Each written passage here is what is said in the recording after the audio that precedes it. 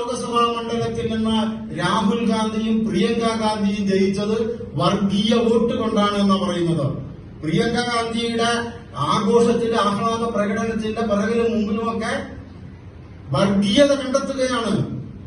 എങ്ങനെയാണ് പ്രിയങ്ക ഗാന്ധി രാഹുൽ ഗാന്ധിയും ജയിക്കുന്നത് വർഗീയതയായിട്ട് മാറുന്നത്?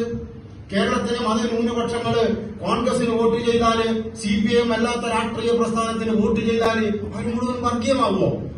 വിജയരാഘവൻ എന്ന കാളകൂടെ വിഷം പറയുന്ന മനുഷ്യനുണ്ടല്ലോ, CPIMന്റെ പോളിറ്റ് ബ്യൂറോ മെമ്പറാണ് ആര്? വിജയരാഘവൻ.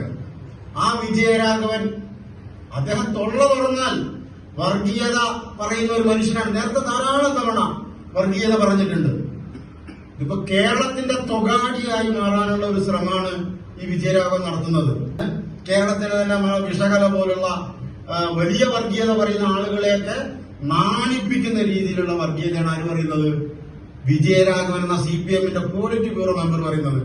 എന്നാൽ പിണറായി വിജയനോ ഗോവിന്ദ മാഷോ അത് തിരുത്താൻ പോലും തയ്യാറാവില്ല. ഈ വിജയരാഘവനൊക്കെ വായടച്ച് വീട്ടിൽ മിണ്ടാതിരുന്നാൽ തന്നെ ഈ നാട് സമാധാനത്തോടെ മുന്നോട്ട് പോകും.